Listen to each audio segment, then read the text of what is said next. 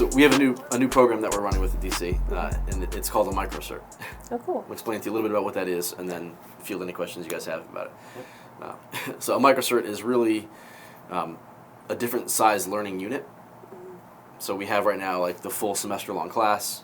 We have the half-point elective, then we have the SAIL class, and that's as small as we get. The Micro-Cert is smaller still.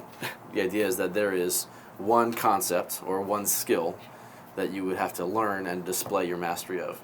And then once you do that, inside the app, you'll get essentially credit for that, and it's like a badge that says, I know how to do X. And that's it, right? So you can take this as part of a class. If a teacher assigns you, they can assign you a Micro-Cert. You can do Micro-Certs outside of class during PRT time or at home, whatever you'd like. Some of them require you to do things on campus, some of them don't. But you'll find all of them inside the app, and as you search through those, you can find whatever's relevant for you. The one cool feature that I'll add on top of this is that you guys can submit your own. Wow. So you guys are part of the learning community here, and as part of that, if there's something that you are really interested in, you can say, hey, you guys don't have a Micro-Cert for this. Can I make one? We can do it ourselves on the app. And you do it yourself. So you would submit it in the app and say, here's a Micro-Cert. It should have these resources. This is how you display your mastery. You submit it, I'll see that, and I can give you feedback. And then if it works, it just gets added to the rest of them, right? The marketplace of Micro-Certs, it just gets put in there. That's super cool. So as an example, that I had a student come to me earlier today, and there's something for Tinkercad and for 3D printing on a printer, but there isn't anything for Blender. Oh. Yeah. And he likes Blender. So he was like, can I make one? And yeah, he can be the one that makes the one for Blender, and now we have one for Blender that's made by a student. Oh, cool. Totally valid. So one question is, say, this is an example, someone has already done pottery, and they have a bunch of vases or something that they already made. Are they allowed to come in and show it to you, and then that becomes its own Micro-Cert, or does it have to be something new that we start, or can it be like a skill that we already have that and we've been doing for a long time? It can be either one of those. If you're learning something new for the first time on your own and you want to make a Micro-Cert as sort of part of that process, totally valid.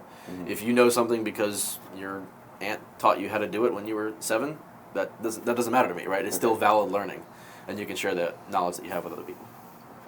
Are there like a list of ones that you can already get involved with, or? Yep. Yeah. So in the app, you'll be able to see, you can actually filter the challenges by Micro-Cert, and it'll filter and show you all of the Micro-Cert options that are now out there. We're starting small, obviously, because it's just getting started, but as we grow, there should be more made by students, made by faculty, and throughout.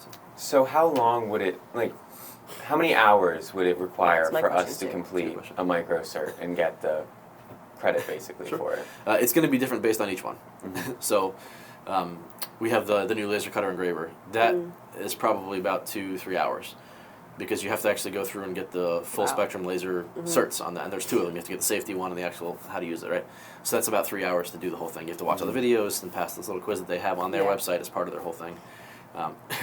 On the other side, the Tinkercad one, you could probably do in an hour. Okay. It's quick, right? There's these Convenient. 10 little challenges. It's a really easy builder. It's web-based. You just move through. As long as you're comfortable using a computer, you should probably be able to take it out in an hour. So it'll depend on what it is that you're trying to master, right? What is the topic of the Micro-Cert? That's what you get. That's super cool. Yeah. And anyone can get involved, no matter grade. Yeah, middle school, high school, you all have access to it. That's super cool. Is there a certain set amount that you can get, or are you allowed to just keep doing as many as you feel that you want? Yeah, go nuts.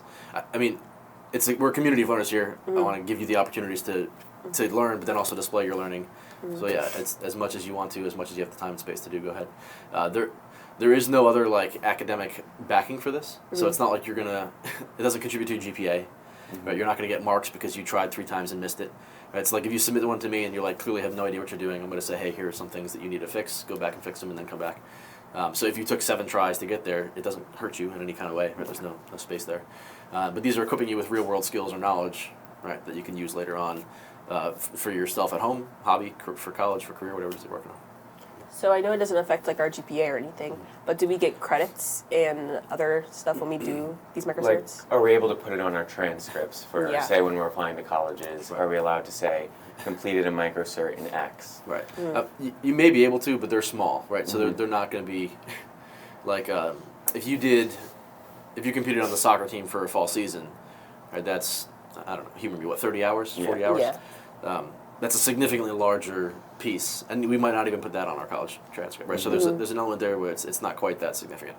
Now at the same time, if it's relevant to whatever you're going towards, So if you're going to go into an area where there's where you're going to go to business school, right, and you completed some micro-certs related to business, right, like how to do financial reports, right, how to write a professional email, how to do some of these things. Those things you can say, I also completed these micro-certs, and you could list them, right.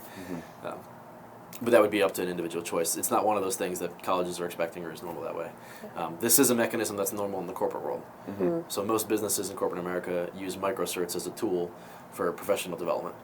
So when employees are there and they need to learn a new skill or there's a new tech that's introduced, they'll give them coursework that they can go complete on their own and come back to.